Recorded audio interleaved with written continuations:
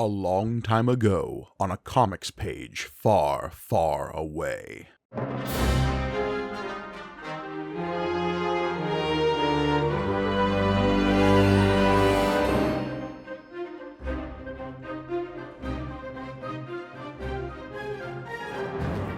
Greetings and welcome to May the Panel Be With You, the Star Wars comic book show brought to you by the Punch-Up Entertainment Network. I'm your humble host, Mike Gargoni, and joining me, as always, the hollowed-out cave riddled with bugs to my couple of schlubs trying to use a proton grenade. It's John Campbell.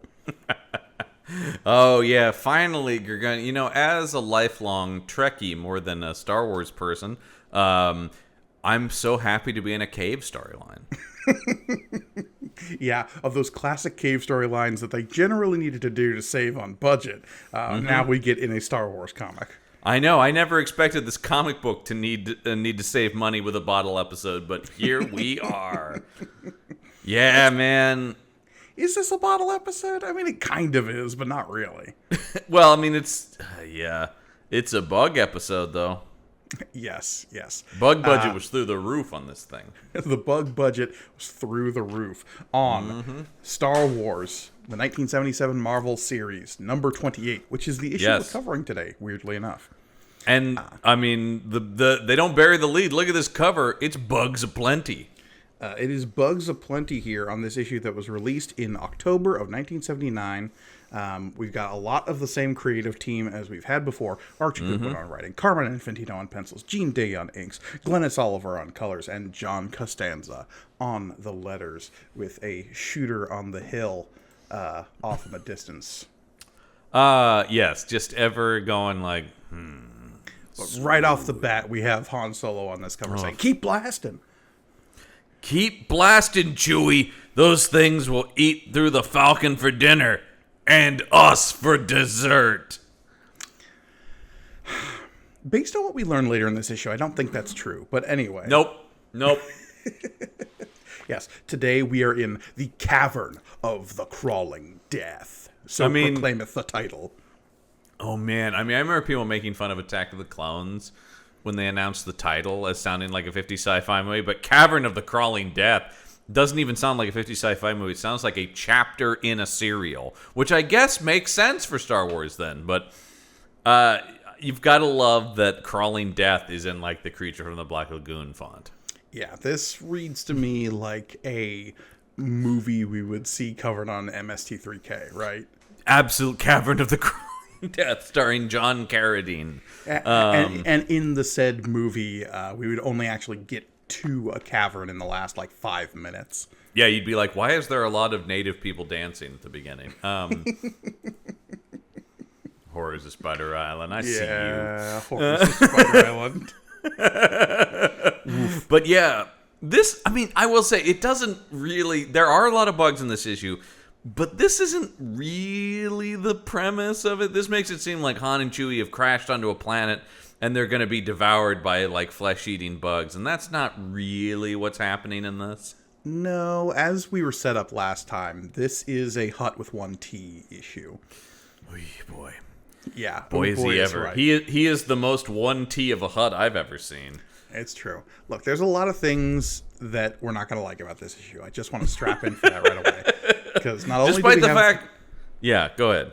We already have Hut with one T, and he's not great. We then also have Infantino's Chewie, which I have a theory about Infantino's Chewie, about why we find him so upsetting. Okay, this cover right off the bat, I have huge problems with Chewie specifically, but this cover also addresses one of those things that you and I find so egregious about his take on Chewbacca, and that is the naked face that he gives Chewie. The naked face, but here he still has the naked face. They've just colored it. Right, but that's what I'm saying is I think it would be less egregious if it was colored all brown. Yes. I agree. Except I have more with this the luxurious locks he has here. Look at that hair. Look, this is the Chewy shampoo commercial. This is Chewie if he needed to be posing on the cover of a Harlequin romance novel. It's true. Yeah, it really is. That's a Fabio pose. This is Fabio shooting space bugs. All right, folks. Someone just off frame has a big fan that they're pointing at him. Yeah, I was gonna say though, like I should be happy because we're back to my boys. Han and Chewie are, those are my Star Wars characters, and yet, if you want paper, go. Hey, do you want to read an issue where Han and Chewie are doing battle with Jabba the Hutt and his minions? I'm like, hell yeah. Not this though. Fighting? Yeah. I mean, like the idea of Han and Chewie take refuge in a space cave because they're being pursued by Jabba the Hutt and his minions. I'm like, that sounds like a great Star Wars story. Not as portrayed here. I also have a game for us this issue, though, to lighten some of the lows we're going to be hitting here. Sure. I would like you to keep an eye out for every panel in which Chewie's head is just appearing from off frame to deliver some Gronk or Schnork. Okay, yeah, I clocked a few when I was reading it, but yes, we will keep our eyes peeled for that specific. Keep a count going on that, because I have a feeling that Infantino in this issue had a real bad case of, I don't want to draw the whole character. Just Chewie leaning going, and then he's back off. Grand. So let's get to this first page in which Cable is coming around the corner. I know! Okay, who forgot to give Han Solo a right eye? Okay? Because look at what happened! Well, look, when the techno-organic virus takes over most of your body and you're using all of your psionic potential to try to hold it at bay, it does weird stuff to your eyes. Ladies and gentlemen, Peter Falk as Han Solo. One more thing. This is one of those things where it's like, come on, you guys. Also, why is his... look at the sight on his blaster. Why is it to the side? His blaster's all wonky. I don't know. I mean, number one, it's not Han Solo's blaster, which we know is an iconic weapon of sci-fi. But I'm even willing to let that go and just talk about, like, it's all over the place. Whatever happened to Jabba the Hutt, which is what we were promised at the end of the last issue, was the next issue would be whatever happened to Jabba the Hutt? I love the caption box below this, though, because it goes, answer, : he's alive and well, trying to kill Han Solo on an obscure planet. I love the idea. I love the idea of giving a title to something and then just going, like, whatever happened to Jabba the Hutt? He's right here. Like, it's just like, okay, cool. Asked and answered comic book, thank you. Who's afraid of Virginia Woolf? That guy. That guy, right there. Cool. Who Framed Roger Rabbit? Oh, that one. Yeah. Spoiler, Christopher Lloyd. Judge Doom, right there. Yeah. Well, his name was Judge Doom. We should have seen it coming. Gave a whole generation of kids nightmares, though. Good job, Christopher Lloyd, on that one. Yeah. So Han is peeking out here with his one good eye as a laser blast is coming his way, and he's like, I take it you and your hired clowns are rejecting our latest offer, Jabba. Oh, that rascal. So, presumably, Jabba's crew is here to take out Han Solo because he still can't have any money to pay back Jabba the Hutt. Hutt with one T. Well, yes, of course, because let's not forget that our old friend Crimson Jack took his money that he was going to pay Jabba the Hutt with. This is what Han gets for labeling boxes with the word treasure. Chewie, make it sure it's the biggest letters possible. T-R-E. Yeah. Perfect. And of course, we're on the planet Orlean. Correct. And which is a very wet planet, because as Han is talking about all this rain, he goes, wait till he finds out this is the dry season. Whoop, whoop. Yeah, because a lot of what we get is Han and Chewie in this second page inside of a cave, and outside we just see the streaks and streaks of rain. I actually really like the rain artwork in this book. I think it gives it a nice, moody, interesting change of pace to Star Wars, where a lot of our stuff is dry. Actually, Orlean as a planet and like a setting for this is not bad. I like the idea of this sort of rocky cave on this planet where it's always raining. Of course, we'll later see heavy rain on like Camino in Attack of the Clones, which I thought was the best part of the movie. No surprise here is the like noir detective story with Obi-Wan, would be my opinion. But like even that had that sort of moody night rain sort of feeling that totally we don't normally see. Han does make a comment that Chewie stinks.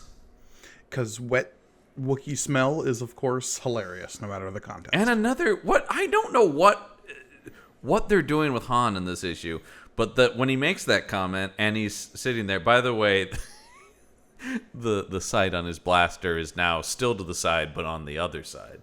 Yeah. Well, it changes depending on which way the bad guys are. But why is he doing like a, it's right there. It smells like wet Wookiee in here. Like he's talking out the side of his mouth. Yeah, his face is kind of all scrunched up towards the middle of his head, so I'm not quite sure what happened there. No, I know it's so weird. There's some real just weird choices in this. So we get some exposition about how they've landed the Falcon here on this really wet planet. They're still getting shot at from outside the cave, and he is. I mean, they're cornered effectively. Yeah. They're and this is like a classic sort of like Western setup where like our heroes have taken refuge somewhere and they're surrounded by the evil posse outside, right? Like, let's go to the next page because I really want to. This is a panel I want to dig down on because what is happening here? Han Solo has a blaster. Chewie has a blaster. How are they firing so many? Yeah, all these, laser beams. So, for lack of a better word, I know they really use laser. Han's a quick shot. We know that. Yes. Let us assume that his standard hip blaster can fire, I don't know, 7 or 8 shots if he fans the the gun. Yeah, like how blasters work. And then what? Chewie's got his set to auto fire something. Maybe Chewie could get 2 or 3 off because the bowcaster is a slower weapon if it deals a little bit more damage. Oh, that's if he was carrying the bowcaster, of course. I'm gonna go back 1 page and see. He's not. He's aggressively not carrying his signature weapon. I would say one of the characters most associated with a singular weapon in all of Star Wars. But whatever. Yeah. Anyway, but that being said, with that just like quick little blaster arithmetic, we got ourselves 1, 2, 3, 4, 5, 6, 7, 8 blaster bolts here. I think that's pretty reasonable. Honestly, the fact that he's only really hitting 2 people is the problem here. Yeah, you know what I would have appreciated? Because that was some nice bullshit there, Gurgani. What I would appreciate if they were actually doing that with intention, because I would like that, if they were coming at different, like one is already mostly fired and one is coming out, like, you see what I'm saying? You could stagger them. The ones that are going past you on the page, John, they've already gone past. I guess so. Except for they're drawing them more like a Star Trek phaser, which is a straight beam, and of course blasters are more like a single shot that just goes. Yeah. We wouldn't really get the established like what blaster bolts look like as on a still image for a while here. No, because I do always think of it as like a single, fairly long like red streak. Well, there's that. I mean, say what you will about the sequels, but in Force Awakens, when Kylo like stops the blaster bolt, is still one of the coolest. I remember being in the theaters going like, "Whoa!" That was badass, and it's just like charged in air. Yeah. The aliens we get shot here, some classic Infantino horn-nosed aliens. Oh, 100%. He has absolutely defaulted to classic design of Infantino, but then, folks, we just get on the next panel. One of the most beloved Star Wars designs, iconic, one of the great villains of Star Wars. Ladies and gentlemen, Jabba the Hut. I mean, I see that right there. I'm like, Jabba's here, folks. It's so interesting to me that this was a decision made by a comic book artist back during the adaptation of A New Hope, right? Yeah, absolutely. And who was that who was doing that? Back in the day, Roy Thomas was writing. Who did the art for the original? Let me look real quick. Because who's responsible for this? Who did this? Yeah, that would have been Howard Chaykin. Oh, that's right. It was, of course, it was Chaykin. It was young Chaykin. The thing, there's nothing inherently wrong with this design per se, other than, of course, it's so inconsistent with what we know as Jabba the Hutt. But my question is just, where did this design come from? Because this is the only time Jabba's ever looked like that. There is no Jabba, of course, in the original movie. They did film a scene with just a guy. They filmed a scene with a guy who was just like a portly, gangster-looking guy with a furry vest. Yes, which you can see photos of online. And then, of course, in '97, they go back and digitally put in a slug-like creature, which is meant to look like a younger Jabba, but, reasonably similar to what we know from Return of the Jedi. This design, did this just wholly come from Chaykin? Because that seems wild to me that this character who is so off-spoken of would just be handed off to the comics department like this. Well, and it speaks to something we've debated heavily in our entire coverage of this series thus far, and that is how much the comics people were given when they were making that original adaptation. And, we kind of landed on, set stills and a shooting script is what they probably had. That's, I think, what it had to be, and some concept art, yeah. Yeah. And so there were certain things that, they probably hadn't shot or hadn't given them the stills for when they handed over the shooting script. Right. So when they say the vile gangster Jabba the Hutt, we really have no idea what it's supposed to be, and so then some comic book artist has, in this case Howard Chaykin, has to be like, I don't know, it's an alien gangster. He's some kind of weird ocelot man with gloves. Ocelot Man with gloves. By the way, if they just changed his character's name to Ocelot Man, I'm way on board. Yeah, but then Hideo Kojima is gonna raise a finger and go, excuse me? That's true, yeah. But it's very Marvel Comics. The gloves, the bodysuit, the suit on him, the whole thing about it is very Marvel of this era. Sure. This looks like a guy who should be battling Thor. Yeah. Or he's a I don't know, some kind of outer space X-Men villain who maybe gets a single issue because they have to stop him from dethroning Lilandra and ruining something in the Shi'ar Empire. Yes, 100% has that vibe. And he's talking to his very Infantino minions. Another horn nose. We got a flathead. Yeah, horn nose, flathead, and furry guy. And they're in there, not dissimilar to the Millennium Falcon looking ship. The ship gets a name later. I'm trying to remember what it is. Yeah, it's a weird name, and they say it a lot. Yeah. That's the thing that really got me. And so once again, though, we have to fill everyone in on Han Solo has failed to repay a very large bet run up while smuggling spice in my service. So, here's how I'm going to justify this going forward, or else my brain will break, and we can't have that. Han owes money to two Jabbas the Hutt. One is with one T. Perfect. One is with two T's. Oh, God, Chewie, it's Jabba with the Hutt with one T. Oh, no. And this one has a bit of an inferiority complex because obviously Jabba the Hutt with two T's is much bigger, more famous, and a just all-around better gangster than him. So he's constantly on Han's case because this is really the only game he has going on.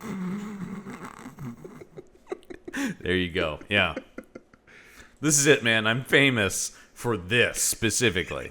Right. It's just look, I've got one guy in the galaxy who actually owes me money. I gotta chase this down. And what he's not saying is he needs this money because he's in debt to a ton of people. So, including Jabba the Hutt with two T's. Yeah. Well, that's still also a copyright lawsuit thing too. He tried that one T crap in court, and they were like, "No, dude, still too similar." Right. Christ. Yeah.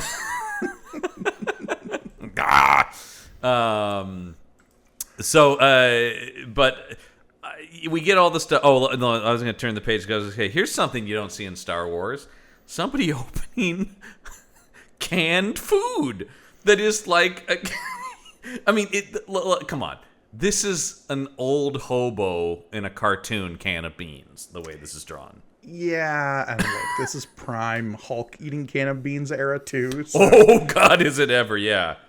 But I'm just like, I see Han Solo pop open a can of nutrient paste, as he says here, and I'm just like, and once again, boy, Infantino, man, I think maybe it's time to get rid of him. Look at this Han face. I mean, I'm serious about this. Has Han had a stroke? Look at that face. I don't know about that. All I know is that Chewie's popping in from the side of the panel there going like, hey, what's going on, everybody? Hey, everybody. And then proceeds to leave the... Look at the next phase like, now I'm going to be a little bit more off panel. I'm saying. Infantino's kind of getting sick of drawing Chewie's whole body. And then, hey, man, Han just chucks this perfectly good nutrient paste, which is... The way it's coming out of this is this green glob. Yeah, I think they're eating that food that the Lost Boys eat in Hook. Spielberg saw this and went, no,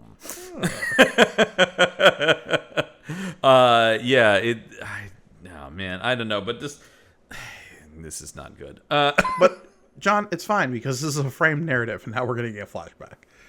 Yes. Okay. Well, here it is. How did we even get into this mess? Because, as this points out, it's been a while since we last saw them take off from. Saw Han Solo and Chewie. They were escaping the wheel.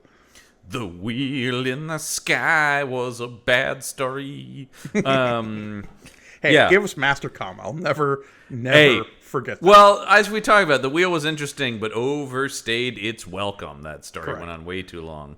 So yeah, they're we followed what Luke and Leia did post-wheel. Now we're catching up. Okay, this is what Han and Chewie have been up to since they left the wheel. They flew away here in this next panel. And I do like that a lot of this story starts with the Falcon falling out of hyperspace because, like, somebody monkeyed around with it. Yeah. So they get 0.5 past light speed, and that's when the trouble started. Yeah, and that's when the drugs kicked in. Well, I mean, I would assume some drugs kicked in because for these middle two panels here, Han is decidedly Asian. Was I always Korean? No. And also just like, once again, frozen in this rictus grin of like... Also, like... It changes from panel to panel, but there are some really big swoops going on in Han's hair this issue. There really are, yeah. Look at the way, and look at the way his hair cuts, like, it just goes out and to the side on both sides. Yeah. That's not how gravity works. No, but yet another panel of Chewie just head in frame, honk. Honk? Bye. And so so they're gonna stop on Orleans, and this will be a perfect place to hide in a cave and fix up the Falcon. Well, because they have like a little stash of supplies here, because it's a shithole of a planet, and they figured, hey, it's a good place to stop off and leave a storehouse. But in the description of this panel, I want to point out a very specific thing, because by a carefully orchestrated series of short hops in and out of what is this word here, Gargani? I believe it says. Warp. Look, we're in a distinct dry spell for Trek at the moment. Well, no, we're not, because 1979 Star Trek: The Motion Picture is out at this point, folks. Okay. Fair enough. Mm-hmm. I'm just saying, you can't look. We all know it's light speed, all right? It's not warp speed over at Star Wars. It's hyperspace or light speed. Yeah. Now, calling it warp is definitely I'm just saying they are very light. Roddenberry's like, what did they say? Wasn't Roddenberry always like super dismissive of Star Wars? I feel like he never got like they were up in my grill. Yes, he was not like, it was not like an anger about it, but it was definitely like, oh, that's cute. Yeah. Yeah. There's the famous photo that you can Google search of him and George Lucas shaking hands when they were both at a convention, and somebody was like, "Oh my God, we should get a picture of them together." Lucas always very like, look, there would be no Star Wars without Star Trek. That got there first. Obviously they're different things, but it's like that was a forerunner. And Roddenberry's like, yeah, nice little space picture you got there, Lucas. Because Roddenberry, I mean, he would talk about that when they made Star Trek. Like, he was always like, lost in space.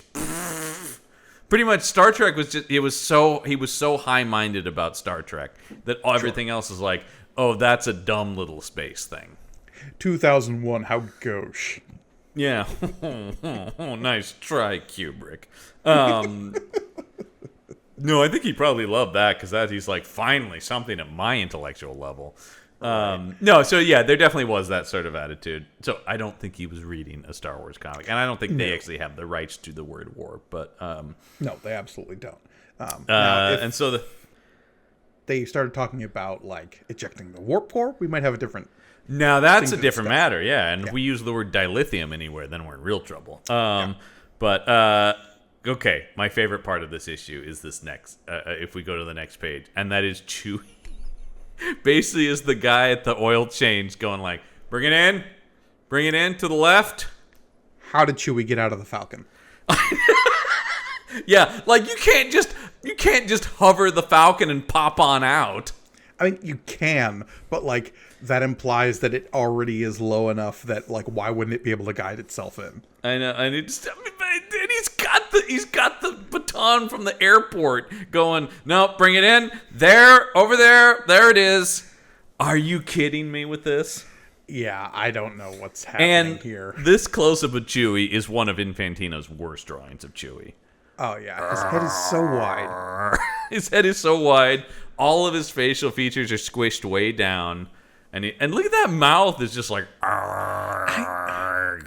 I am all for an artistic interpretation where it like you can see how they're exaggerating features and whatnot, and like you can see the evolution of where it comes from. I seriously do not understand how Infantino and the colorist landed on this look for Chewie with like the bald like ape face. I really don't. No, I don't know where they got that from, because it's just like at this point the movie is everywhere. The images of these characters are everywhere. There are toys. There's so much reference for what this character looks like, and they are just choosing to ignore it. And it's a totally different character. Yeah. He is the most off model of any character in this. Yeah, and like we can complain about like Han's hair or his weird facial features, but like the Chewie face is, and it's just the face, because like the body is, he's a tall hairy guy. It's hard to fuck that up, but it's just like the face is so egregious and off-putting. Yeah, and the claws are also always weird to me. Yeah, and that's a thing that like Wookiees kind of have, but their hands are usually so hairy that you can't really tell. Yeah, it's like, but they give him like bad guy nails, which is weird. Yeah, I don't know. It's a weird comic, you guys. But anyway, this many episodes into this show, my hard take. This comic's kind of weird. There are two weird wands in this issue, and we get them both on this page here, because we have Chewie with his like guiding wand to bring the Falcon in. Yep. But then, who's this right on Han's tail? Why, it's Jabba the Hut with one T and the Void Raker. The Void Raker. Hey kids, this Christmas, make sure you ask your parents to get you a Void Raker so you can reenact the classic cave showdown. But the second fun wand on this page is Jabba's the Hut umbrella with one wand? T's umbrella wand. Yeah. This is so goofy, and the idea of the guy whose job it is to just hold that for him. I mean, I think that does speak to a certain like arrogance and power. It's just like, no, you're my umbrella guy. Yeah, he's the umbrella guy. And he is going, well, Han, my boy. This moment has been... Han me boogie? I mean, they are writing... Well, because they do have the script. So, I mean, they are writing him in that this moment has been dreadfully long coming. And So Jabba with one T, Jabba the Hutt with one T, has installed a bug, as he says here, which is interesting because there's going to be a lot of actual bugs. Foreshadowing. Yeah. That will alert him but where was he? He must have been close by then, obviously, because he gets there like right away. So there are two interpretations. Either he lands in the mud in this middle panel here, or he was here the whole time and is rising up out of the mud. Oh, I love that one so much better. Where he's like, I'm just going to put all my bets on Orleans. Like, that's just where I'm going all in. That's where he's going. And then he is basically just going like, I didn't think you'd be this stupid. I literally only had the one thing to do, and that was wait here for you. And you showed up. And like the idea the other guys are going like, Jabba, do we just hang out in the mud? Yes, we really just hang out in the mud. Just it's rises be, up like the Legion of Doom headquarters and Super Friends. If he comes here, think about how cool this is going to be. All right? If we just... and he goes like, this is great, man, because now I don't have to pay anybody the bounty to get you. I'll just do it myself. This is great. And I've ordered... my lads. I like these. It's Jabba and his lads. Jabba and the Lads is his post-punk band that. But even better, my new favorite term for Han Solo is this being described as the Corellian skipper, and Chewie, his mate. Yeah, and Chewie is his mate, which is great. And yeah, here it is. See Chewie being the Gilligan in that scenario with the little bucket hat. I just want Han to wear the skipper's hat, and he's got the little bucket. Yeah. Well, and then we'll talk about Gilligan in a second, actually. But yes, here's Chewie once again, just leaning, going verp. I think that's 3 now of Chewie lean-in panels. And then let's turn the page, and there's 4 and 5 on this page. So, here's I would argue there's 4, 5, and 6. Oh, there! I just scrolled down to the bottom of the page. You are absolutely right. There it is. 4, 5, and 6 right away, because Han fatooms and vows here at the bad guys, and then busts out the no Chewie. Apparently, Rurg, which is what Chewie says, is accusing Han of going cave happy. Cave happy is a lot like space madness, but it happens in a cave.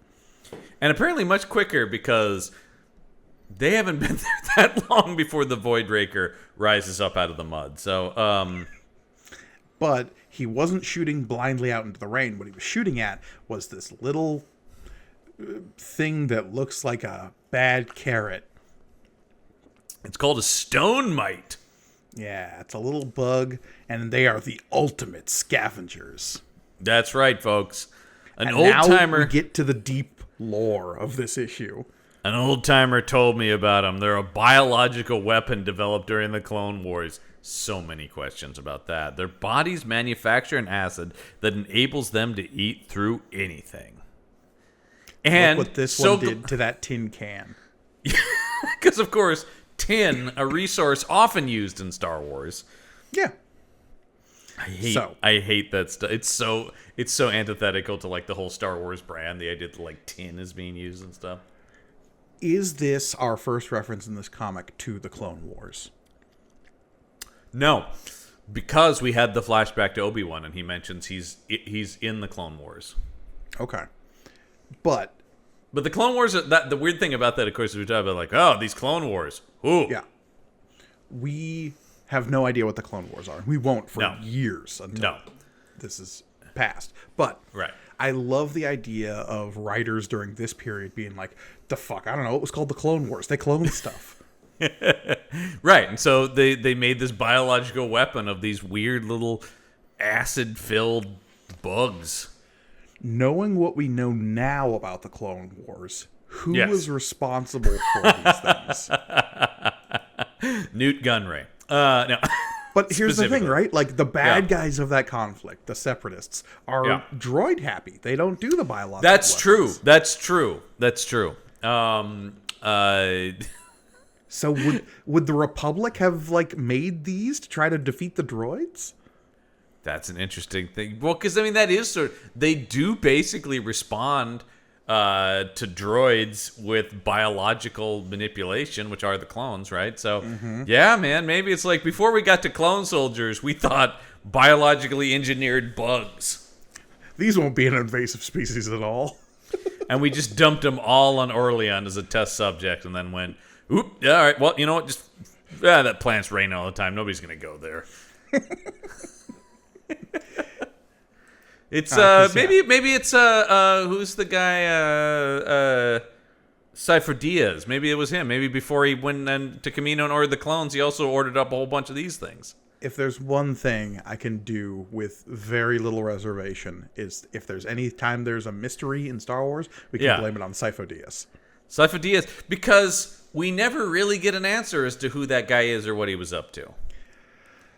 I mean, we kind of did in like some of the last episodes of the Clone Wars. Yes. And a little bit of the Tales of the Jedi in that, like, okay, he was a Jedi Master who sort of saw shit going sideways.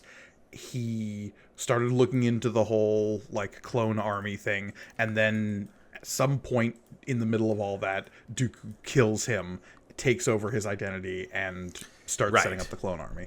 I remember there being a big theory that he was... do you remember this before any of that stuff comes in, though? When people were certain he didn't exist and it was Palpatine? Which was just as viable theory as anything. Absolutely. And then it ends up kind of becoming a little bit that case of his Dooku ends up, like, impersonating him, basically. Yeah. Yeah. But anyway, yeah, he's a great scapegoat for anything that doesn't make sense. And Star Wars Cypher Diaz did it. So these are Cypher Diaz's stone mites, and they're swarming all over this place because they usually move in swarms, as Han says in this last bottom left panel. Thousands, maybe millions, separately created to devour a planet's mineral resources. Yes, nasty. That's nasty business in war. Yeah, that's like imagine a because usually with biological weapons, it's like okay, we kill all the people but leave all the resources. Yeah, this is the opposite. Yeah. This thing is just we're just going to starve people. Because that's what we do, baby. Uh-huh. That is just what we do, but we have a Chewie lean-in panel down here on the bottom left where that's at a gnarl. Well, because he's being dripped on in this cave, which... Okay. It could be worse. Yeah, I thought it was seagull droppings, but yeah. Oh, I forgot to mention. As hairy as a Wookiee and getting a bird pooped on you. Oh God. Yeah. You thought he smelled bad now. So they get out of there. This massive explosion that should kill them both when we turn the page. Yeah. So Jabba's goons are throwing grenades into a cave. Yep. They're not sparing the proton grenades. But it's starting the cave to crack. But they're fine. After being thrown with all this rock and stuff, whatever, they're fine. And there's Chewie once again, just at the edge of panel, going, "Warp." I would also argue in the panel right next to that, this middle right panel. He cheats. It's not exactly, but it's the same idea where he's got this wall of water that is just covering everything below Chewie's neck. Oh, for the love of God! So what is that? 7, 8 now? I'll give it to that. That's 8 times. He's just ahead. It's enough already with the Chewie body. It's taken too long. Yeah. We got another horn nose here on the bottom page as I have a lot of times there, Rick. It's not that vibe. Well, I thought there'd be some traces of body. The proton grenades aren't going to vaporize these things, right? But also, I just want to know so much about this weird motley crew. Because, yeah, you've got a horn-nosed alien and then, like, a G.I. Joe character. Yeah. What's his G.I. Joe name? I think it's Cave-In. Cave-In's perfect, yeah. Little careless with the proton grenades, but, you know, other than that. And so then they're like, oh man, well, we didn't see him. Then we turn the page, and like, there they are. They just start shooting again at him, wildly. And really stretching this panel numbers they need to hit on this page when one of them is purely dedicated to just rocks falling in a downward direction with zero context. Baroom, baloom.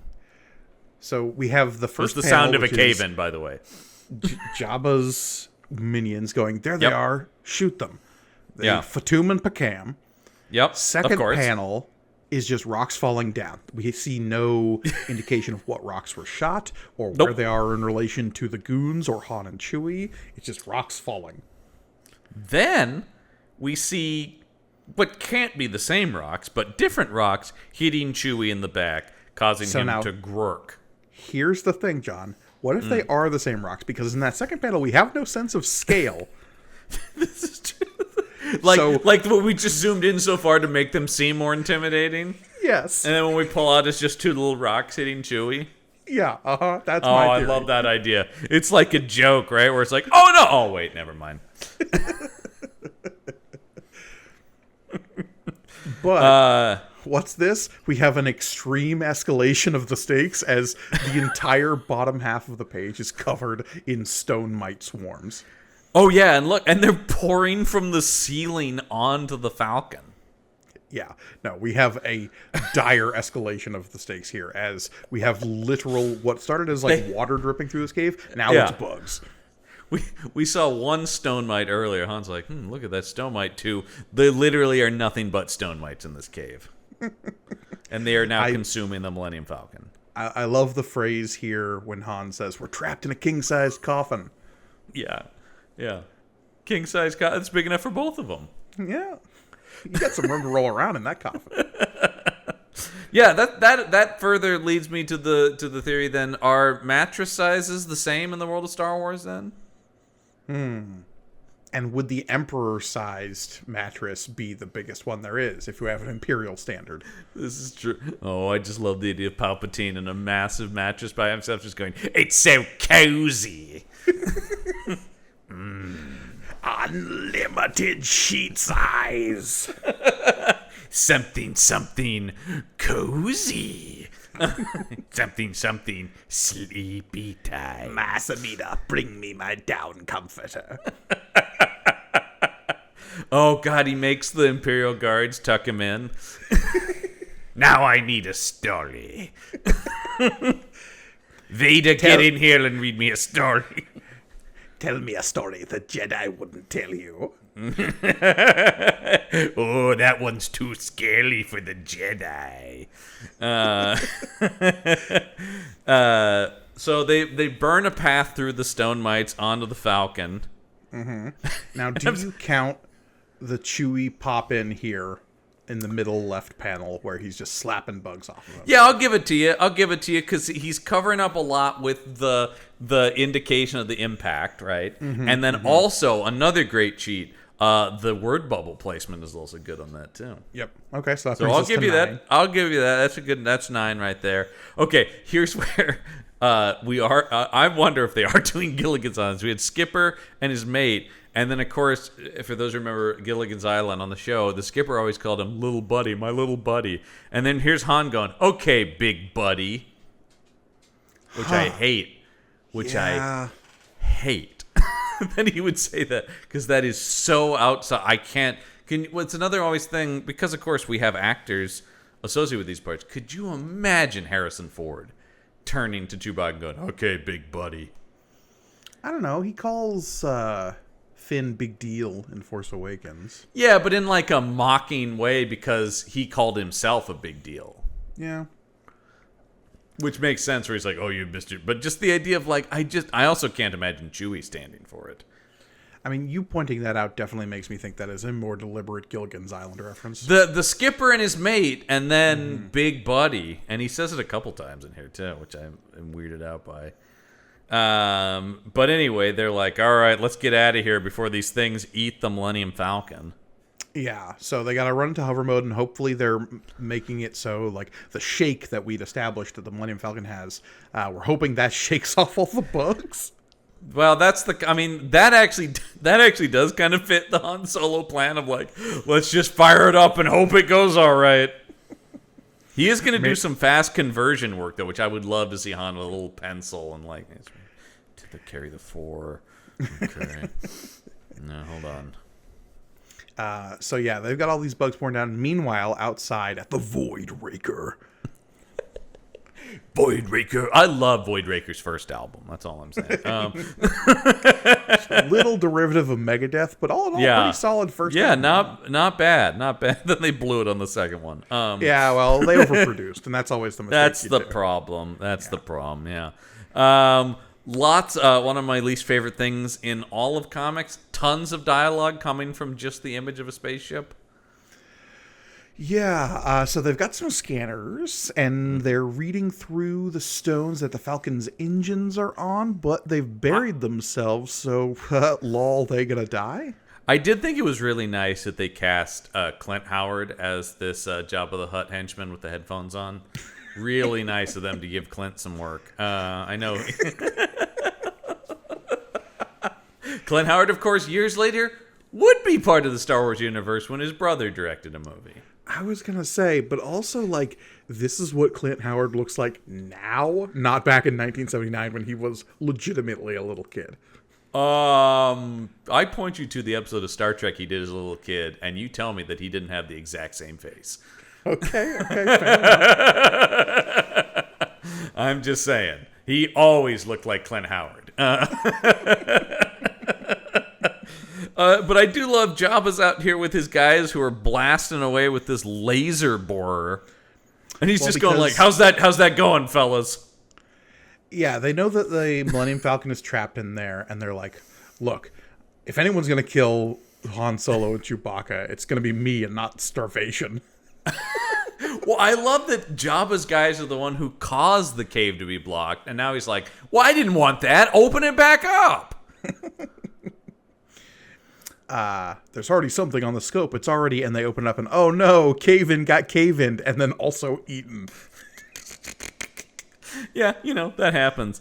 Oh my God. Yeah, just the skeleton cut. And they work fast, because it hasn't been that long.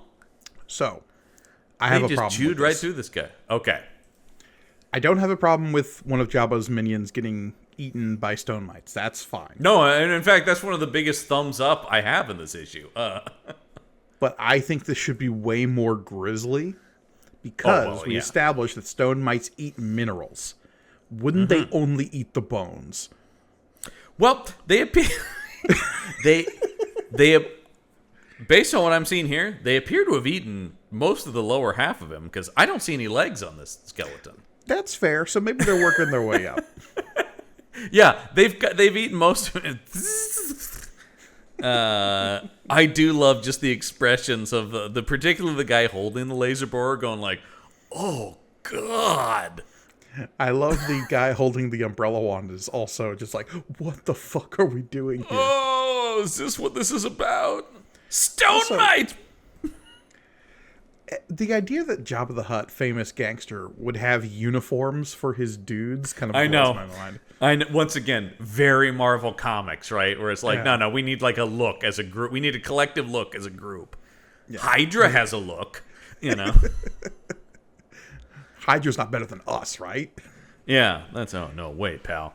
Okay, go to the next page. Stone mites back to the ship. So they're legitimately freaked out by the stone mites.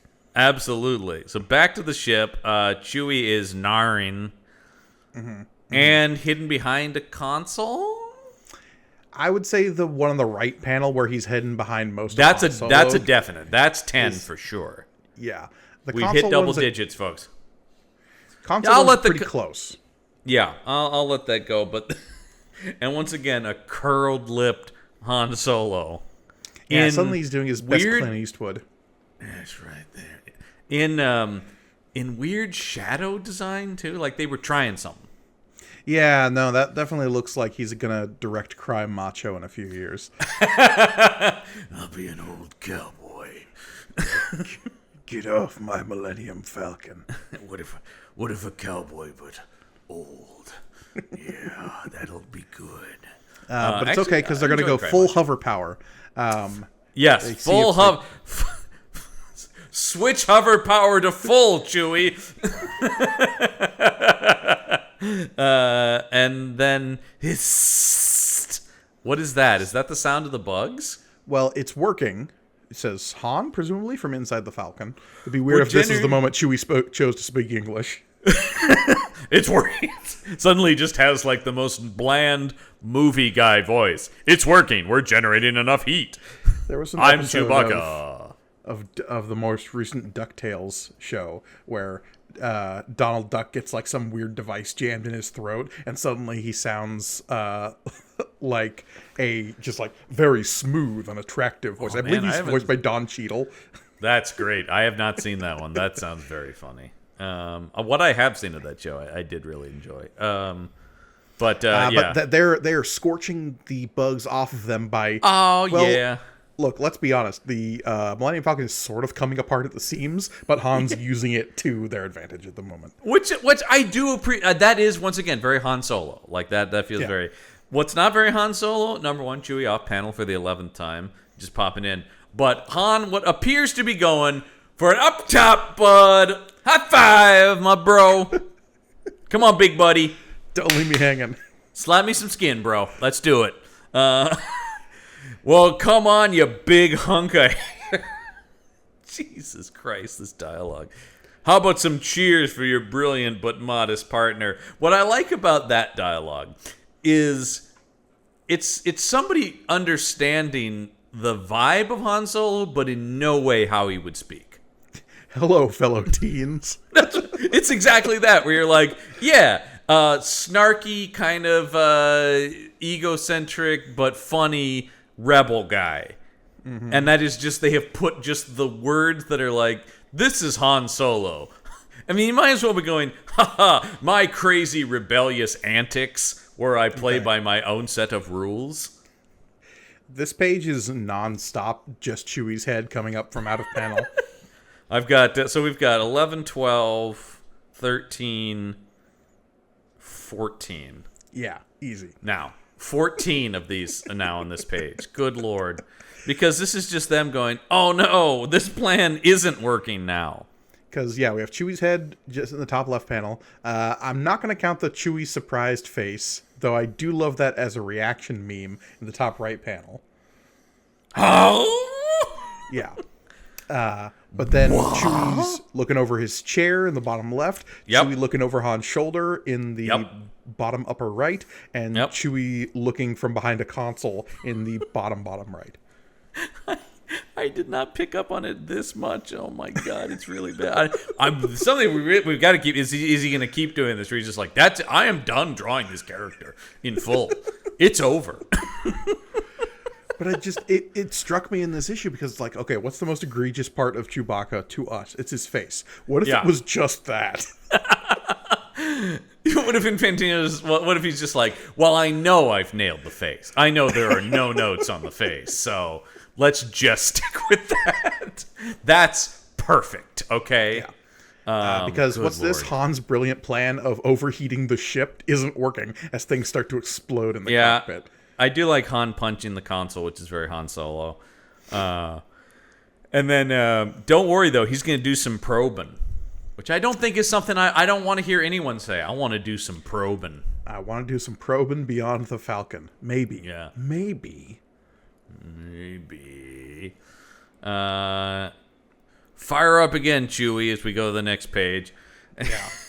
It's you do see some of Chewie's body, so I don't count this, but there's just there's so many weird Chewie doing like a over his shoulder, like what?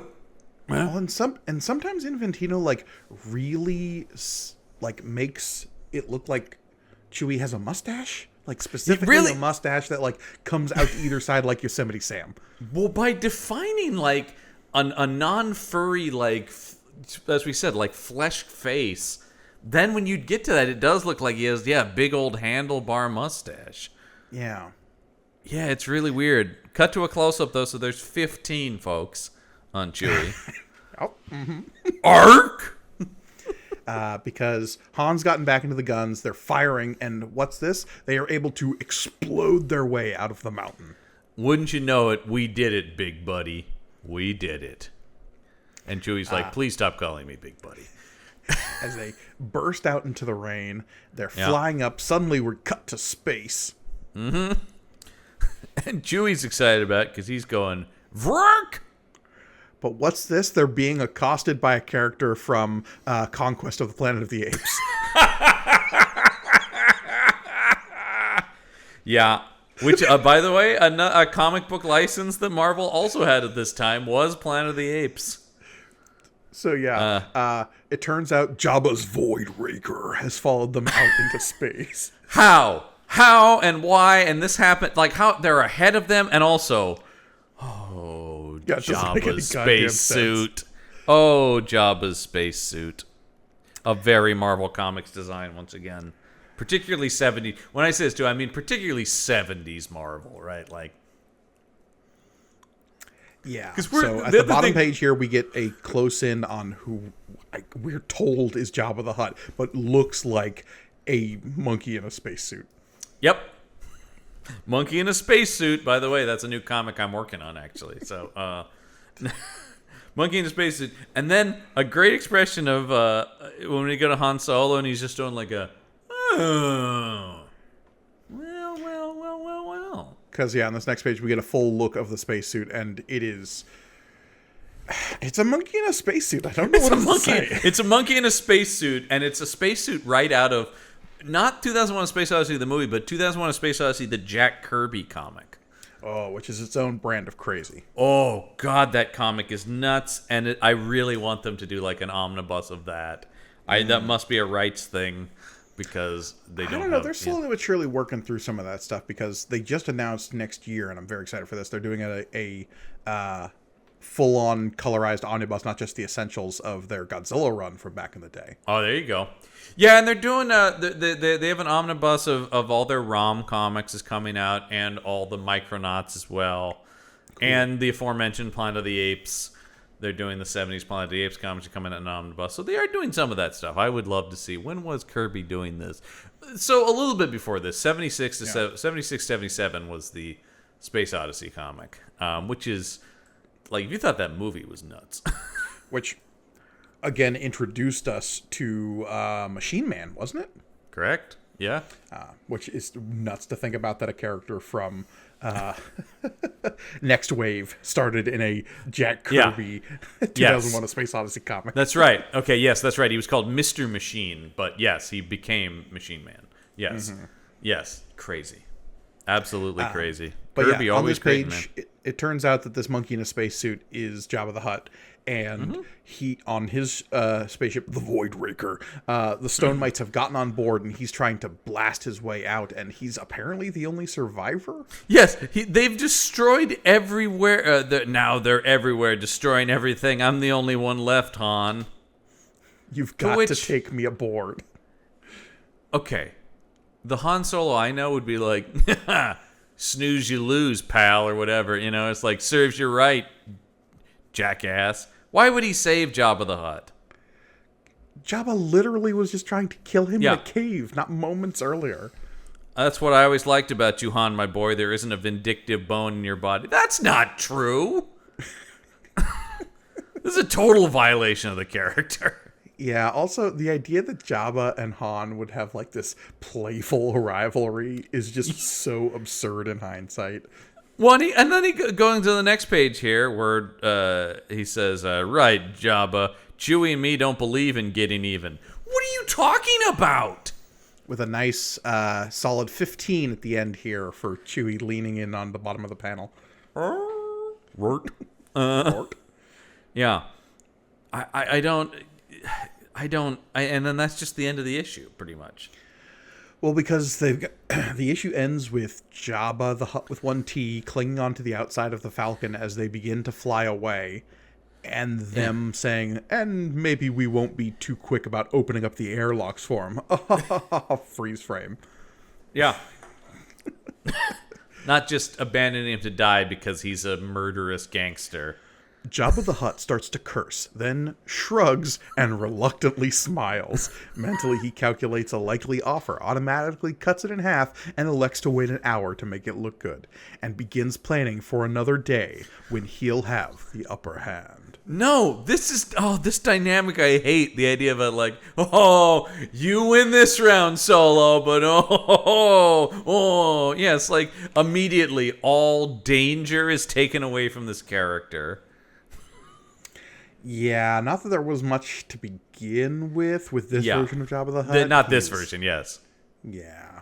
It works so much. I mean, I don't even like seeing him in A New Hope because that scene is also pointless, but like, the idea that I love the idea that for 2 movies everybody's like, oh, it's Jabba the Hutt, the Jabba the Hutt man, he wants Han Solo, and when you finally see him, he delivers.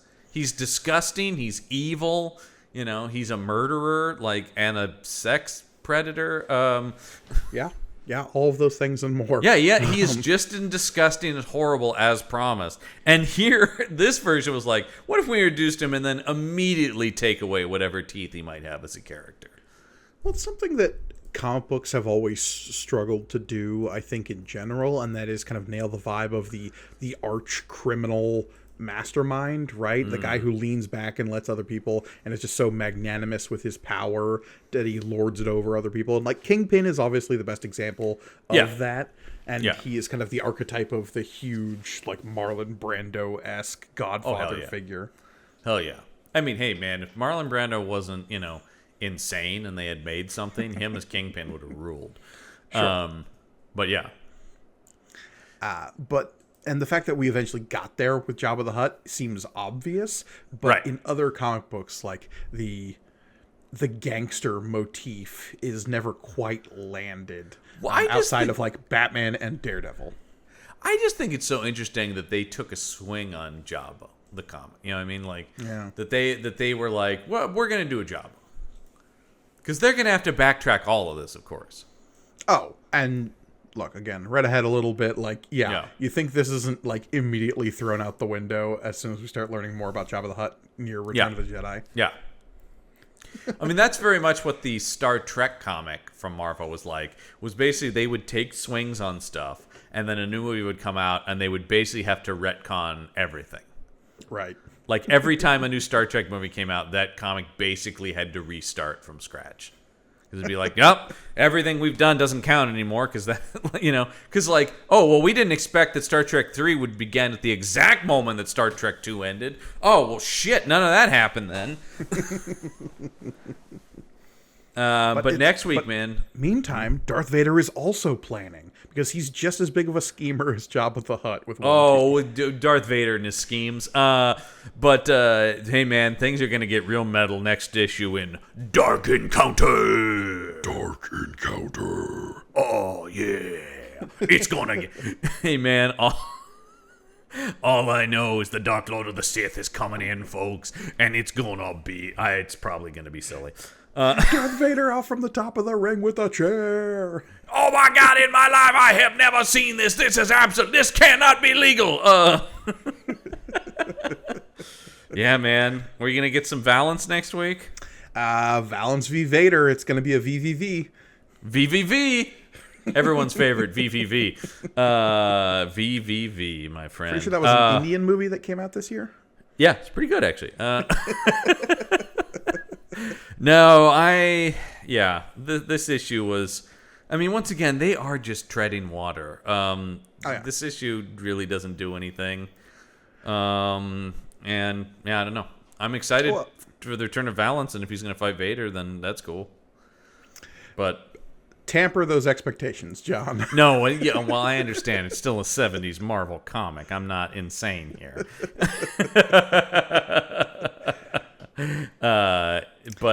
Yeah. Yeah, I mean, look, we got our part of the experiment of this podcast is seeing like the weird abortive attempts at adding to the Star Wars canon, right? And like the misses and the near hits and the things that stood the test of time.